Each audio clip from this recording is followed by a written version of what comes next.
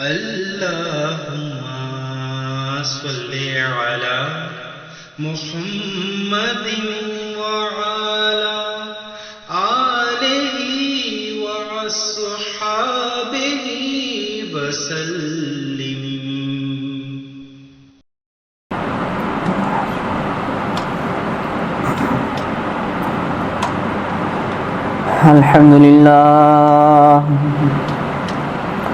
الحمد لله نحمده ونستعينه ونستغفره ونؤمن به ونتوكل عليه ونعوذ بالله من شرور أنفسنا ومن سيئات أعمالنا. من يهده الله فلا مضل له ومن يضلله فلا هادي له. ونشهد أن لا إله إلا الله وحده لا شريك له. ونشهد أن سيدنا وسندنا ونبينا ومولانا محمدا عبده ورسوله صلى الله تعالى عليه وعلى آله وأصحابه وسلم تسليما كثيرا كثيرا. أما بعد فأعوذ بالله من الشيطان الرجيم. بسم الله الرحمن الرحيم. وقال ربكم ادعوني أستجب لكم إن الذين يستكبرون عن عبادتي سيدخلون جهنم داخرين. وعن سلمان رضي الله تعالى عنه قال قال رسول الله صلى الله عليه وسلم إن ربكم حيي كريم يستحيي من عبده إذا رفع يديه أن يردهما صفرا أو كما قال عليه السلام.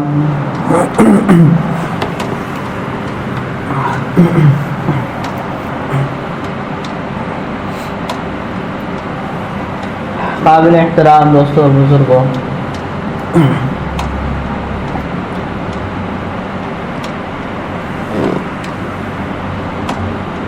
اللہ تعالیٰ نے ہمیں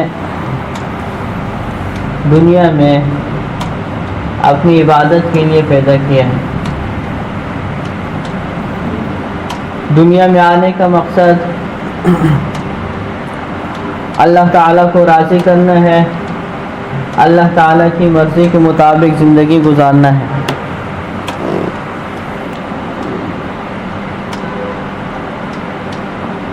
اور دنیا کی زندگی مختصر ہے، عارضی اور فانی زندگی ہے، ہمیشہ والی نہیں ہے. ہمیشہ والی زندگی آخرت کی ہے، جو اصل زندگی ہے، جس زندگی کو بنانے کے لیے ہمیں اللہ نے دنیا میں بھیجا ہے. دنیا میں کوئی بھی ہمیشہ رہنے کے لیے نہیں آیا، اور کوئی بھی دنیا میں ہمیشہ نہیں رہا ہے، اور نہ قیامت تک ایسا کوئی آئے گا جو ہمیشہ کے لیے آئے گا.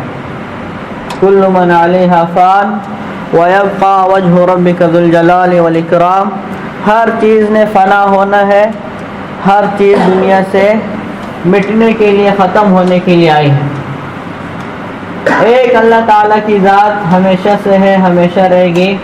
اللہ تعالیٰ کی ذات موت سے پاک ہے، فنا سے پاک ہے، وہ باقی ہے، وہ ہمیشہ سے ہے، وہ ہمیشہ رہنے والی ذات ہے.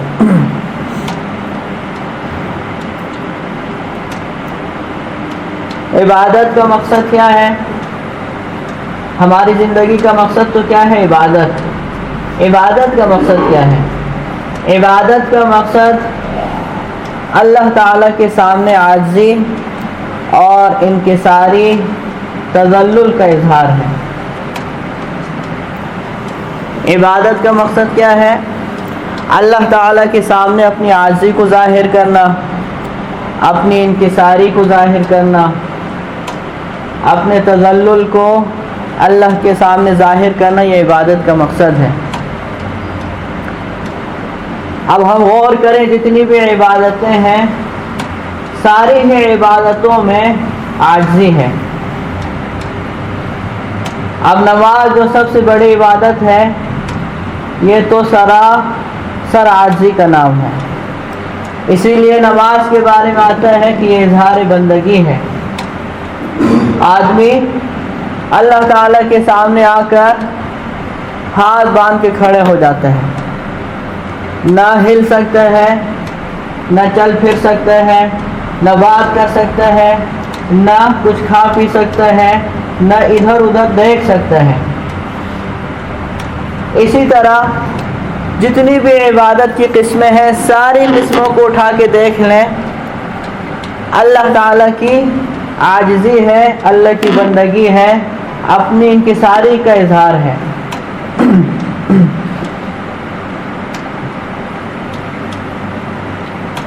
لیکن ایک عبادت ایسی ہے جس کے بارے میں حصر کے ساتھ حضور علیہ الصلوۃ والسلام نے فرمایا کہ اصل میں یہی عبادت ہے۔ حصر کا معنی آتا ہے عربی میں کہ کسی چیز کو کہیں بند کر دینا۔ تو حضور صلی اللہ علیہ وآلہ وسلم نے ایک عبادت ایسی ارشاد فرمائی ہے کہ اس کے بارے میں فرمایا ہے کہ عبادت تو یہی ہے۔ وہ کون سی عبادت ہے جس کے بارے میں آپ علیہ الصلوۃ والسلام نے فرمایا کہ عبادت تو یہی ہے؟ وہ دعا کی عبادت ہے۔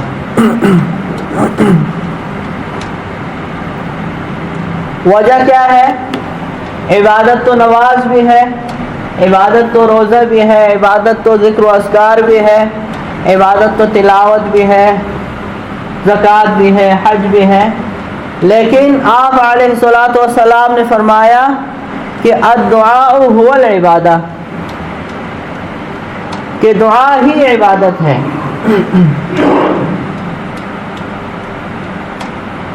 وجہ ظاہر ہے کہ عبادت کا مقصد کیا سامنے آیا؟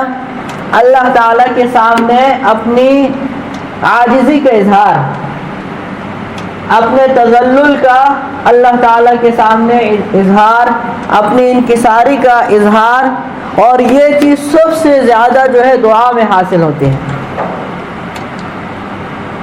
اب نماز میں بھی اپنی عاجزی اور انکساری کا اظہار ہے، اور اسی طرح روزے میں، زکوٰۃ میں، حج میں بھی ہے، تلاوت، ذکر و اذکار میں بھی ہے، لیکن سب سے زیادہ عاجزی کا اظہار جو ہوتا ہے اور جس میں سب سے زیادہ خشوع و خضوع اور حضور کے ساتھ انسان ہوتا ہے، وہ دعا کی حالت ہے، اور وہ دعا ہے۔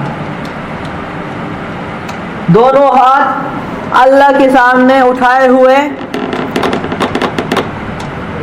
توجہ اور دھیان کے ساتھ اللہ کی طرف متوجہ ہوتا ہے،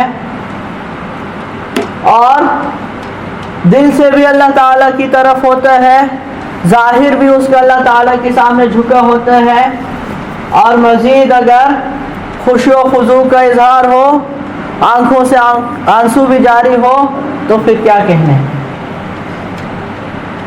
اسی لیے حدیث پاک میں آیا، عن انس رضی اللہ تعالی عنہ قال قال رسول اللہ صلی اللہ علیہ وسلم لیس شیء اکرم علی اللہ من الدعاء، اللہ تعالیٰ کے نزدیک دعا سے زیادہ کوئی مکرم چیز نہیں ہے، دعا سے زیادہ کوئی عزت والی چیز، مقام اور حیثیت والی چیز اللہ تعالیٰ کے نزدیک نہیں ہے، یعنی سب سے زیادہ اللہ تعالیٰ دعا سے خوش ہوتے ہیں۔ اور اللہ تعالیٰ نے امت محمدیہ کو علی صاحبہا الف صلوات و تسلیم یہ اعزاز بخشا ہے کہ پوری امت کو اللہ تعالیٰ نے فرمایا ہے کہ مجھ سے مانگو، میں تمہاری دعائیں قبول کروں گا۔ حضرت کعب احبار رحمہ اللہ فرماتے ہیں کہ پہلے انبیاء علیہ السلام کے لیے یہ حکم ہوتا تھا۔ پچھلی امتوں میں انبیاء کرام علیہ السلام کے بارے میں اللہ تعالیٰ کی طرف سے یہ حکم ہوتا تھا کہ تم مجھ سے مانگو، میں تمہاری دعائیں قبول کروں گا۔ عام امتیوں کو یہ حکم نہیں تھا، ان کو حکم تھا نبیوں کو کہ مانگو مجھ سے۔ اور حضور صلی اللہ علیہ وآلہ وسلم کے طفیل اللہ تعالیٰ نے پوری امت محمدیہ کو یہ اعزاز بخشا ہے کہ نبیوں والا حکم اللہ تعالیٰ نے امتیوں کو دے دیا۔ وَقَالَ رَبُّكُمُ ادْعُونِي أَسْتَجِبْ لَكُمْ، تمہارے پروردگار نے یہ فرما دیا ہے ادعونی، مانگو مجھ سے،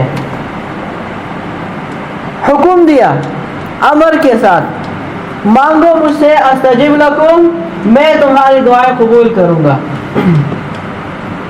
اور نہ صرف یہ کہ مانگنے کا حکم دیا بلکہ نہ مانگنے والوں سے ناراضگی کا اظہار فرمایا۔ نہ مانگنے والوں کے بارے میں فرمایا ان الذین یستکبرون عن عبادتی سیدخلون جہنم داخرین، جو لوگ میری اس عبادت سے تکبر کرتے ہیں، یعنی دعا مانگنے سے تکبر کرتے ہیں اور اپنی شان کے خلاف سمجھتے ہیں اللہ تعالیٰ سے مانگنا، اور تکبر کی وجہ سے اللہ تعالیٰ سے مانگتے نہیں ہیں، ایسے لوگ جو ہے سیدخلون جہنم داخرین، ذلیل اور رسوا ہو کر جہنم میں داخل ہوں گے۔ اور حدیث پاک میں آتا ہے، یہاں عبادت کا لفظ آیا، پہلے مانگنے کا لفظ آیا، پھر عبادت کا لفظ آیا، تو اس عبادت سے مراد یہی دعا ہے۔ اس آیت کی تفسیر میں حدیث ہے عن النعمان بن بشیر رضی اللہ تعالی عنہ قال قال رسول اللہ صلی اللہ علیہ وسلم الدعاء هو العبادہ ثم تلا وقال ربكم ادعوني استجب لكم۔ حضرت نعمان بن بشیر رضی اللہ تعالی عنہ فرماتے ہیں کہ رسول اللہ صلی اللہ علیہ وآلہ وسلم نے فرمایا کہ دعا ہی عبادت ہے، اور پھر اپنی بات کی تائید میں قرآن کی آیت پڑھی ان الذین یستکبرون عن عبادتی سیدخلون جہنم داخرین۔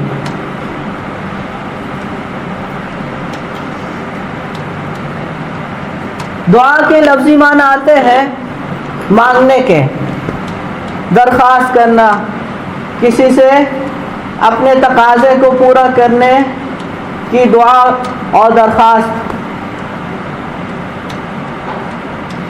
اور شریعت میں اس کی معنی کیا ہے کہ اللہ تعالیٰ سے اپنی حاجتوں کو مانگنا، اللہ تعالیٰ کے سامنے اپنی انکساری کو ظاہر کرنا، اپنی عاجزی کو ظاہر کرنا، اپنے تذلل اور تضرع کو ظاہر کرنا، اور اللہ تعالیٰ سے اپنی دنیا اور آخرت کی ساری بھلائیاں مانگنا، اور اللہ تعالیٰ سے دنیا اور آخرت کی ساری برائیوں سے پناہ مانگنا۔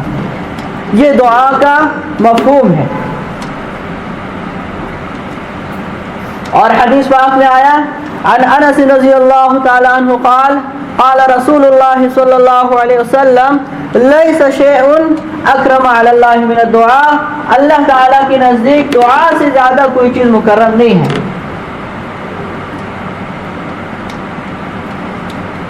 اور ایک حدیث پاک میں آتا ہے عن انس رضی اللہ تعالی عنہ قال قال رسول اللہ صلی اللہ علیہ وسلم لیسأل احدکم ربہ حاجتہ کلہا حتی یسأل شسع نعلہ اذا انقطع او کما قال علیہ السلام۔ یہ حدیث بھی حضرت انس رضی اللہ تعالی عنہ سے مروی ہے، فرماتے ہیں کہ رسول اللہ صلی اللہ علیہ وآلہ وسلم نے فرمایا کہ تم میں سے ہر ایک کو اپنے پروردگار سے، اپنے رب سے اپنی ساری ہی حاجتیں مانگنی چاہیے، وجہ کیا ہے کہ اللہ تعالی رب العالمین ہے. الحمدللہ رب العالمین. اللہ تعالی کے ہاتھ میں سب کچھ ہے. دنیا اور آخرت کی ساری کامیابی اللہ کے ہاتھ میں ہے. دنیا اور آخرت کی ساری ناکامیوں سے حفاظت اللہ تعالی کے ہاتھ میں ہے. اللہ تعالی کے حکم و ارادے کے بغیر ایک ذرہ بھی اپنی جگہ سے حرکت نہیں کر سکتا. اللہ تعالیٰ کے حکم و ارادے کے بغیر کوئی پتہ جو ہے اپنی جگہ نہیں چھوڑ سکتا.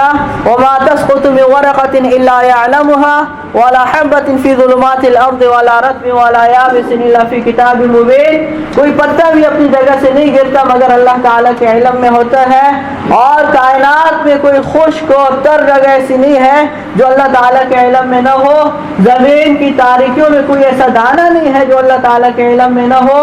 قل اللہم مالک الملک تؤتی الملک من تشاء وتنزع الملک ممن تشاء وتعز من تشاء وتذل من تشاء بیدک الخیر انک علی کل شیء قدیر. جس کو چاہے بادشاہ بنا دے, جس کو چاہے فقیر بنا دے, اور اللہ تعالیٰ ہی مردہ سے زندہ کو, زندہ سے مردہ کو نکالتے ہیں.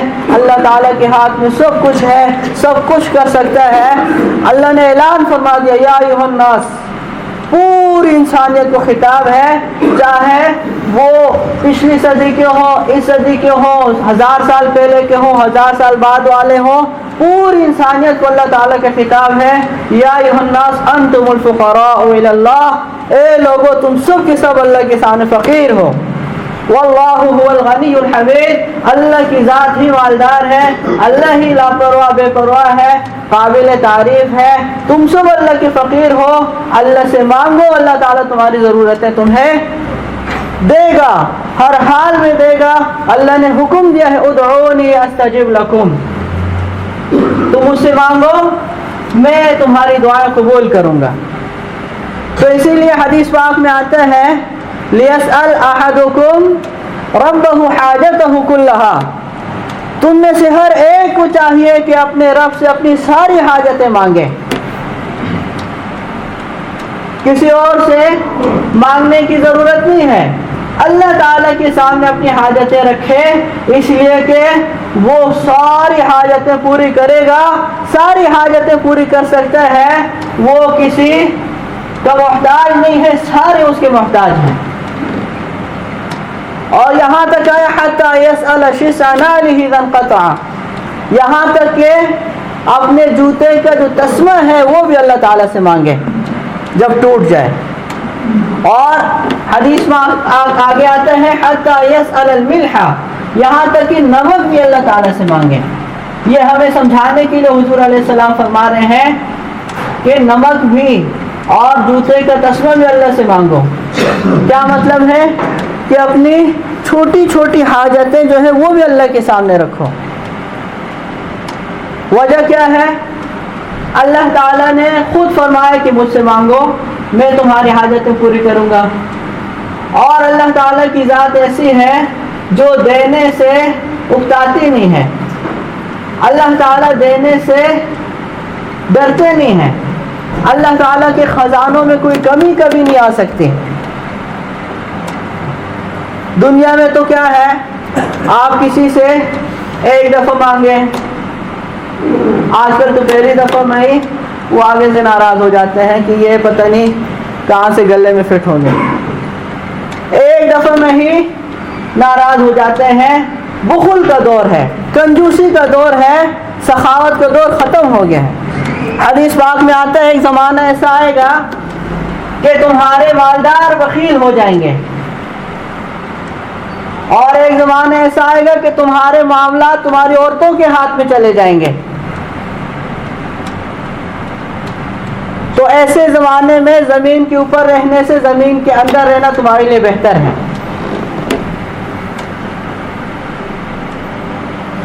ایک دفعہ کسی سے مانگے اس کا منہ اتر آتا ہے, اور اگر کوئی بہت سخی ہو اس زمانے میں ایک دفعہ آپ کو دے دے گا, دوسری دفعہ اسے مانگے پھر دے دے گا, تیسری دفعہ میں تو مشکل ہے, چلے تیسری دفعہ میں بھی دے دے, ایک نہ ایک دن وہ آگے سے کہے گا یار تمہیں کوئی ملا ہی نہیں ہے, بس تم بس اٹھا کے ہمیشہ آ جاتے ہو.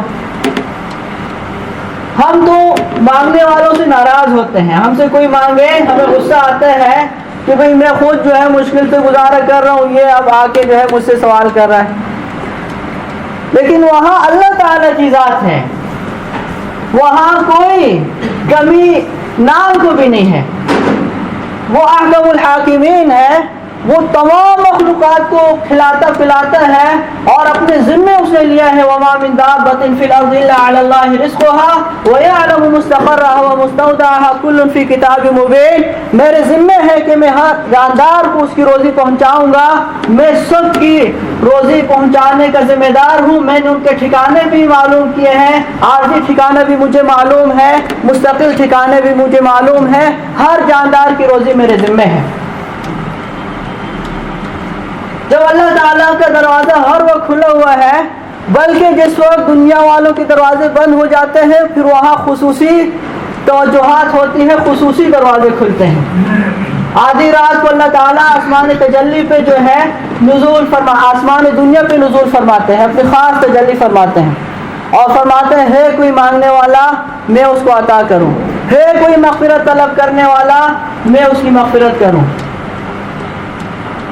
ہے کوئی نادار, ہے کوئی محتاج تاکہ میں اس کی ضرورت پوری کروں.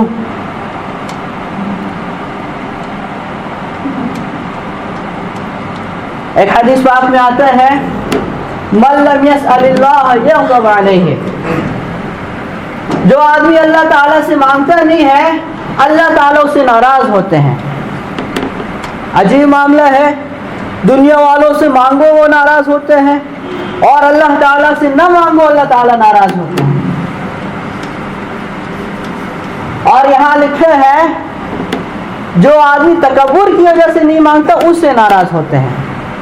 جیسے قرآن میں بھی آیا ان الذین یستکبرون عن عبادتی سیدخلون جہنم داخرین, جو لوگ میری عبادت سے یعنی دعا سے تکبر کرتے ہیں وہ عنقریب ذلیل و خوار ہو کر جہنم میں داخل ہوں گے. ضرورت ہی محسوس نہیں کرتے, اسی لیے پریشانیاں ختم نہیں ہوتی. جب اللہ تعالیٰ سے نہیں مانگیں گے تو کامیابیاں تو اللہ کے ہاتھ میں ہے, سکون تو اللہ کے ہاتھ میں ہے, راحت تو اللہ کے ہاتھ میں ہے, چین اور اطمینان تو اللہ کے ہاتھ میں ہے. چیزوں میں تو سکون نہیں ہے, اسباب میں سکون نہیں ہے. اگر اسباب میں سکون ہوتا تو سب سے زیادہ مال و اسباب والے جو ہے کافر ہیں, لیکن سب سے زیادہ خودکشیاں کافروں کے ملکوں میں ہوتی ہیں.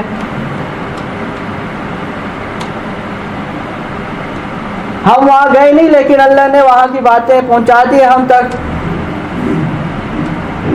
پچھلے دنوں ایک شخص نے موبائل میں مجھے دکھایا ایک لڑکی خودکشی کر رہی, جاپان تھا غالباً, 4-5 منزلہ عمارت ہے, اس پہ کھڑی ہے اور یوں جو ہے رخ دوسری طرف ہے, پشت اس طرف ہے اس کی, یوں اپنے کو پھینکتی ہے اچھال کر, نیچے جا کے بیچاری گر جاتی ہے. کام ختم ہو گیا. وہ سمجھ رہی ہے شاید کام ختم ہو گیا, لیکن اصل مسئلہ تو مرنے کے بعد شروع ہوتا ہے. اصل زندگی تو آخرت کی ہے, یہ تو سارا دھوکہ ہے. علی رضی اللہ تعالیٰ عنہ کا ارشاد ہے سارے سوئے ہوئے ہیں, موت پہ جا کے آنکھ کھلتی ہے, پھر پتہ چلتا ہے کہ بھئی یہ تو سارا خواب تھا. تو اب وہ کیوں خودکشیاں کر رہے ہیں؟ ان کے پاس بجلی کی کوئی کمی نہیں ہے, ان کے پاس گیس کی کوئی کمی نہیں ہے, ان کے پاس گاڑیوں کی کمی نہیں ہے, ان کے پاس جو ہے راحت اور اسباب کی چیزوں کی کوئی کمی نہیں ہے, پھر وہ کیوں خودکشیاں کرتے ہیں؟ وجہ کیا ہے کہ جو روحانی سکون ہے اس سے وہ محروم ہے. اور روحانی سکون کہاں ملتا ہے؟ یہ کسی فیکٹری میں نہیں بنتا, کسی کمپنی میں نہیں بنتا, کسی مارکیٹ میں یہ نہیں ملتا. الا بذکر اللہ تطمئن القلوب, الا, یہ الا کا لفظ خبردار کرنے کے لیے آتا ہے. الا, اللہ پاک فرماتے ہیں متوجہ ہو جاؤ, غور سے سنو, اللہ کے ذکر سے دلوں کو اطمینان ملتا ہے. من عمل صالحا من ذکر او انثى وهو مؤمن فلنحيينه حیاتا طیبہ جو شخص ایمان اور اعمال صالحہ والی زندگی اختیار کرے گا، چاہے وہ مرد ہو یا عورت ہو، ہم اس کو چین، سکون، راحت اور اطمینان والی زندگی دیں گے، اور ضرور دیں گے۔ یہ وعدہ کس پر ہے؟ ایمان اور اعمال صالحہ پر ہے۔ تو جو آدمی اللہ تعالیٰ سے مانگتا ہے، اللہ تعالیٰ سے مانگنے کا اس نے اپنا شیوا بنا لیا ہے، اور اللہ تعالیٰ ہی کے سامنے اپنی حاجتیں رکھتا ہے، ہر چیز اللہ تعالیٰ سے مانگتا ہے۔ لِيَسْأَلْ أَحَدُكُمْ حَاجَتَهُ كُلَّهَا، اپنی ساری حاجتیں اللہ سے مانگو، حَتَّى يَسْأَلَ شِسَّ نَالِهِ إِذَا انْقَطَعَ، یہاں تک کہ اپنے جوتے کا تسمہ بھی اللہ تعالیٰ سے مانگو، حَتَّى يَسْأَلَ الْمِلْحَ، یہاں تک کہ نمک بھی اللہ تعالیٰ سے مانگو۔ جو اس طرح اللہ تعالیٰ کے سامنے اپنے کو پھینک دیتا ہے، اللہ کے در پہ پڑ جاتا ہے، اللہ تعالیٰ نے فرما دیا ہے میں اس کو کبھی کسی کا محتاج نہیں کروں گا۔ آج ہم کیوں پریشان ہیں؟ اللہ سے مانگتے ہی نہیں ہیں، رسمی دعائیں ہیں ساری۔ نماز کے بعد امام صاحب دعا کریں گے، باقی سارے ادھر ادھر دیکھ کے امام صاحب کی بھی توجہ نہیں، مقتدیوں کی بھی توجہ نہیں۔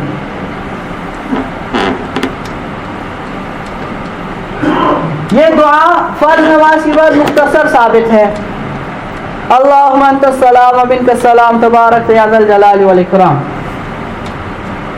لیکن فرض نماز کے بعد دعا کی قبولیت کا آتا ہے کہ فرض نماز کے بعد دعا قبول ہوتے ہیں۔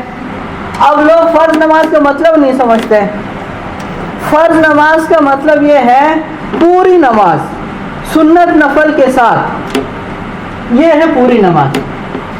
اس لیے کہ ابھی دیکھیں، ظہر کی نماز ہم پڑھ لیتے ہیں، بعد میں کوئی ہم سے پوچھتا ہے آپ نے ظہر کی فرض پڑھ لی ہے، یعنی فرض نماز پڑھ لی ہے، تو ہم کہتے ہیں ہم نے ظہر کی فرض نماز پڑھ لی ہے۔ آپ یہ نہیں بتاتے کہ ہم نے سنتیں بھی پڑھ لی، نفل بھی پڑھ لی، اس لیے کہ یہ تابع ہیں، یہ فرض کے تابع ہیں۔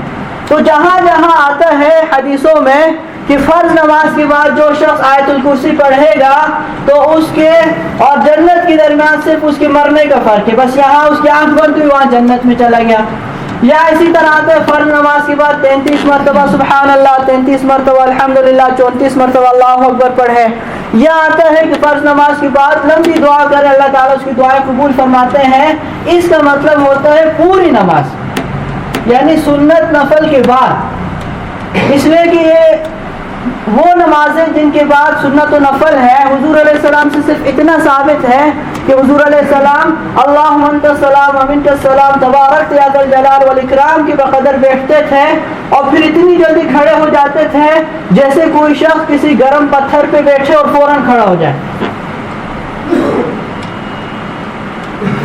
تو اللہ تعالیٰ سے مانگنے کا بہت زیادہ آیا ہے قرآن و حدیث میں۔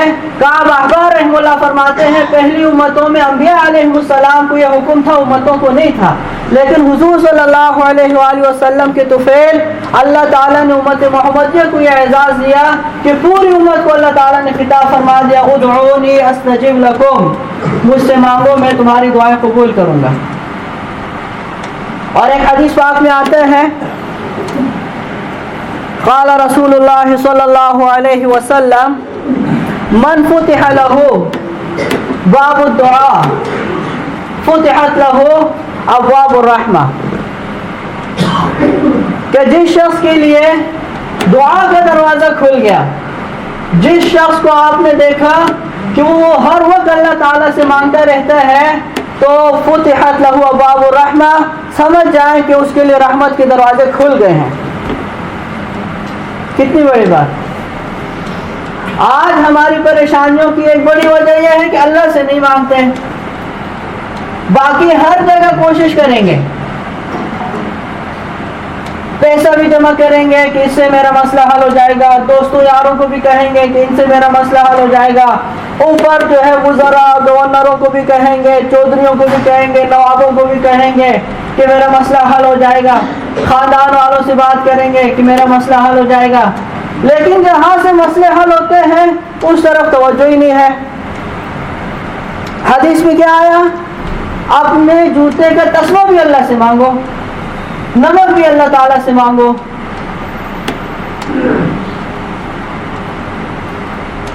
اور حدیث پاک میں آتا ہے عن سلمان رضی اللہ تعالی عنہ قال قال رسول اللہ صلی اللہ علیہ وسلم ان ربکم حی کریم یستحیی من عبده اذا رفع یدیہ ان یردہما صفرا او کما قال علیہ السلام۔ حضرت سلمان فارسی رضی اللہ تعالیٰ عنہ فرماتے ہیں کہ تمہارا رب بڑا حیا والا ہے، کریم، بڑا کریم ہے، یستحیی من عبدہ اذا رفع یدیہ ان یردہما صفرا، تمہارا رب جو ہے اپنے بندے سے حیا کرتا ہے کہ بندہ ہاتھ اٹھائے اور اللہ تعالیٰ اس کے ہاتھوں کو خالی واپس کر دے۔ جب انسان اللہ تعالیٰ سے مانگتے ہیں اور توجہ دھیان کے ساتھ اللہ تعالیٰ کے سامنے اپنے ہاتھ اٹھاتے ہیں اور دعا کے آداب ابھی میں عرض کروں گا، ان آداب کو بجا لاتے ہیں اور دعا کی شرائط بھی عرض کروں گا، ان شرائط کو پورا کرتے ہیں تو اللہ تعالیٰ کبھی بھی اس کے ہاتھ کو خالی نہیں پھیرتے۔ ان یردہما صفرا اے خالیہ، خالی اس کے ہاتھ کو، صفر اس کے ہاتھ کو اللہ تعالیٰ واپس نہیں کرتے، اللہ تعالیٰ اس کی حاجتیں ضرور پوری فرماتے ہیں۔ اسی لیے حدیث پاک میں آتا ہے اذا دعا احدکم فلا یقل، جب تم میں سے کوئی دعا کرے تو یوں نہ کہے اللہم اغفر لی ان شئت ارحمنی ان شئت ارزقنی ان شئت، کہ یا اللہ میری مغفرت کر دے اگر تو چاہے، یا اللہ مجھ پہ رحم فرما اگر تو چاہے، یا اللہ مجھے رزق دے، روزی دے اگر تو چاہے، یوں کوئی دعا نہ کرے۔ وَلْيَعْزِمْ مَسْأَلَتَهُ، اللہ تعالیٰ سے بھرپور طریقے سے جو ہے مانگے، عزم کے ساتھ اللہ تعالیٰ سے مانگے۔ وجہ کیا ہے؟ فَعَالٌ لِمَا يُرِيدُ، وہ جو چاہے کر سکتا ہے، وَلَا مُكْرِهَ لَهُ، کوئی اس کو مجبور نہیں کر سکتا۔ یہ مطلب نہیں کہ وہ اللہ کو مجبور کرے یا اللہ یہ دے دے، یہ تو ناز ہے اللہ تعالیٰ کے ساتھ، یہ تو اللہ تعالیٰ کے سامنے اپنی عاجزی کا انکسار ہے، عاجزی اور انکساری کا اظہار ہے کہ یا اللہ ہم کہاں جائیں گے، تو ہی ہمارا رب ہے، تو ہی داتا ہے، تو ہی دینے والا ہے، تو ہی ہمارا مولا ہے، یا اللہ ہم تیرے ہی سامنے جھکیں گے، تجھ ہی سے مانگیں گے۔ ایاک نعبد و ایاک نستعین، اس کا مطلب کیا ہے؟ اب یوں بھی عربی میں ہو سکتا تھا نعبدک و نستعینک، یہ بھی ہو سکتا تھا جیسا دعائے قنوت میں ہے اللہم انا نستعینک، اس کا مطلب یوں ہوتا یا اللہ ہم تجھ سے مانگتے ہیں۔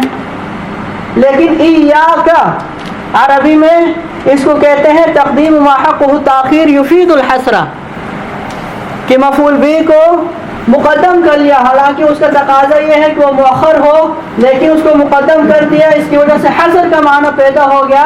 حصر کے معنی یہ ہوتے ہیں کہ عبادت کو اللہ تعالیٰ ہی کی ذات کے ساتھ خاص کر دیا اور مانگنے کو بھی اللہ تعالیٰ ہی کے ساتھ خاص کر دیا۔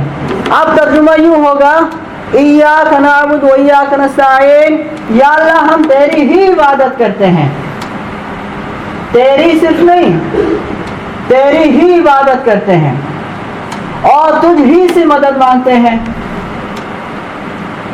جب اللہ تعالیٰ ہی سے آدمی مانگنے لگتا ہے، اللہ تعالیٰ ہی کے سامنے جھکتا ہے، اللہ تعالیٰ ہی کے سامنے اپنی حاجتیں رکھتا ہے، تو اللہ تعالیٰ ان ربکم حی قریب یستحیی من عبدہ اذا رفع یدیہ ان یردہما صفرا، تمہارا پروردگار بڑا حیا والا ہے، بڑا کریم ہے، وہ اس بات سے شرماتا ہے کہ بندہ اس کے سامنے ہاتھ اٹھائے اور وہ خالی ہاتھ اس کو واپس کر دے، اللہ پاک اس سے شرماتے ہیں۔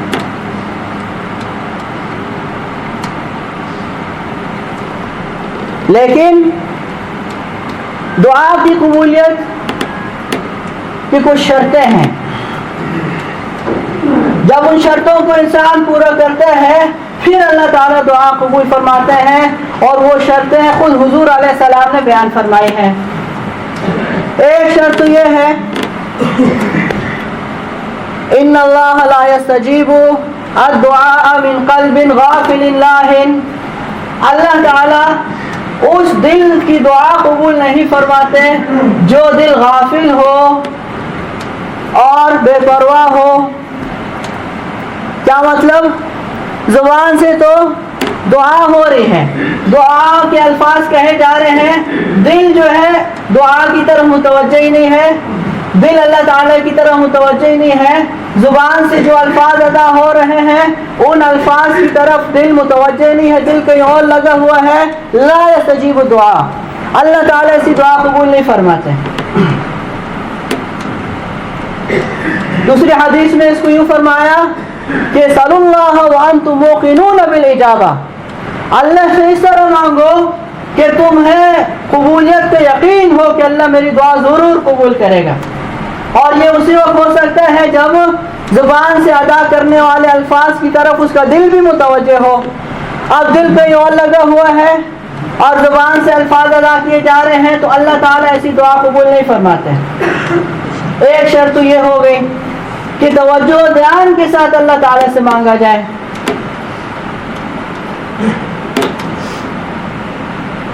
یہ شرائط کا بیان ہے۔ ایک شرط یہ ہے کہ آدمی جو ہے حرام سے بچے۔ جب آدمی حرام سے بچتا ہے، حرام خوری سے اجتناب کرتا ہے، حرام لقمے سے اپنے پیٹ کو بچاتا ہے، اس آدمی کی دعا قبول ہوتی ہے۔ اور جو آدمی حرام خور ہو جاتا ہے اس کی دعا پھر اللہ تعالیٰ قبول نہیں فرماتے، اس کی کوئی عبادت اللہ تعالیٰ قبول نہیں فرماتے۔ حدیث پاک میں آتا ہے ایک شخص لمبے لمبے سفر کرتا ہے، مثال دی ہے، ایک شخص لمبے لمبے سفر کرتا ہے۔ یہ مثال کیوں دی؟ اس لیے کہ سفر میں دعا قبول ہوتی ہے، مسافر کی دعا قبول ہوتی ہے، اور اس کے بال بھی پراگندہ ہیں، بال بھی اس کے غبار آلود ہیں، کپڑے بھی اس کے میلے کچیلے ہیں، یعنی ظاہری شکل و صورت بھی اس کی ایسی ہے کہ اس کی دعا قبول ہونی چاہیے۔ سفر میں ہے، پھر جو ہے ظاہر حال بھی اس کا ایسا ہے کہ کپڑے بھی اس کے میلے کچیلے، بال بھی اس کی پراگندہ، غبار آلود، اور ہاتھ اٹھا کے اللہ کو کہتے ہیں یا اللہ یا اللہ یا اللہ میری دعا قبول فرما، لیکن اللہ اس کی دعا قبول نہیں فرماتے۔ کیوں نہیں فرماتے؟ سفر میں بھی ہے، پراگندہ بال، غبار آلود کپڑے اور ظاہری حالت بھی مسکنت کی، اللہ کیوں اس کی دعا قبول نہیں فرماتے؟ حدیث پاک میں آتا ہے طعامہ حرام وشرابہ حرام وملبسہ حرام فأنی یستجاب لہ، اس کا کھانا پینا سارا حرام کا ہے، اس کا لباس سارا حرام کا ہے، فأنی یستجاب لہ، اس کی دعا کہاں قبول ہوگی؟ کہتے ہیں حج کے لیے گئے، وہاں بھی ہماری دعا قبول نہیں ہوئی۔ تو حج میں تو آدمی مسافر ہوتا ہے، پھر حرم میں، پھر بیت اللہ میں، پھر ملتزم کے ساتھ چمٹ کے اللہ سے مانگتا ہے، اس کی دعا قبول نہیں ہوتی۔ وجہ کیا ہے؟ دعا کی قبولیت کی شرطیں ہیں، ان شرطوں کو جب تک پورا نہیں کیا جائے گا دعا قبول نہیں ہوگی۔ پھر ظاہری آداب ہیں دعا کے۔ ظاہری آداب کیا ہیں؟ حدیث پاک میں آتا ہے کہ جب تم میں سے کوئی اللہ سے مانگے تو پہلے اللہ کی تعریف کرے، الحمدللہ رب العالمین، اپنی زبان میں اللہ کی تعریف کرے، یا اللہ تم نے مجھے بہت کچھ دیا ہے، یا اللہ مجھے کبھی کسی کے سامنے ذلیل نہیں کیا، تو نے کبھی مجھے کسی کے سامنے رسوا نہیں کیا، کبھی کسی کا محتاج نہیں بنایا، تو نے مجھے اہل و عیال دیے ہیں، مجھے عزت دی ہے، مجھے شہرت دی ہے، مجھے نماز کی توفیق دی ہے، مجھے جو ہے روزے کی توفیق دی ہے، یا اللہ تو نے مجھے مسلمان بنایا ہے۔ پہلے اللہ تعالیٰ کی تعریف کرے، پھر اس کے بعد حضور علیہ الصلوۃ والسلام پہ درود بھیجے۔ حدیث پاک میں آتا ہے جس دعا میں حضور علیہ الصلوۃ والسلام پہ درود نہ ہو وہ دعا لٹکی رہتی ہے، فضا میں معلق رہتی ہے، آسمان تک نہیں جاتی، بلکہ دعا کرنے والے کے سر سے اوپر بھی نہیں جاتے۔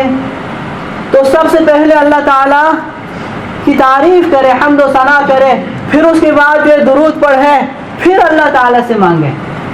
لیکن دعا میں کوئی گناہ کی چیز نہ مانگے، قطع رحمی کی چیز نہ مانگے، جامع دعائیں ہونی چاہیے۔ حدیث پاک میں آتا ہے، عائشہ رضی اللہ عنہا فرماتی ہے حضور علیہ الصلوۃ والسلام یستحب الجوامع، جامع دعائیں مانگا کرتے تھے، یا اللہ ہمیں دنیا کی بھی بھلائی دے دے، آخرت کی بھی بھلائی دے دے۔ کتنی جامع دعائیں! دعا میں اللہ تعالیٰ کے ساتھ شرطیں نہ رکھیں کہ یا اللہ مجھے جنت میں دائیں طرف جگہ دے اور ایسا محل ہو، ایسا ہو، ایسا ہو. صحابی نے ڈانٹا اپنے بیٹے کو، اللہ سے جنت مانگو، بس جنت میں جو کچھ ہے وہ سب خود بخود تمہیں مل جائے گا. اور ہاتھوں کو اٹھا کے دعا کریں، سینے تک ہاتھوں کو اٹھائے، عاجزی دکھائیں، ہاتھوں کو ایسے قریب قریب کر لیں، اور جو ہے توجہ دھیان کے ساتھ، اگر رونا نہ آئے تو رونے والوں کی شکل بنا دیں. من تشبہ بقوم فہو منہم، جو جس قوم کی مشابہت اختیار کرے گا وہ انہی میں شمار ہوگا. تو اگر ہمیں رونا نہیں آتا تو رونے والے کی شکل تو بنا سکتے ہیں، رونے والوں کی شکل بنانی چاہیے. پھر اللہ تعالیٰ کے ساتھ اس طور سے جو ہے یقین کے ساتھ مانگنا چاہیے کہ اللہ میری دعا ضرور قبول کریں گے. ایسی دعا کا دروازہ جس کے لیے کھل گیا، فتحت له ابواب الرحمہ، اس کے لیے رحمت کے دروازے کھل گئے.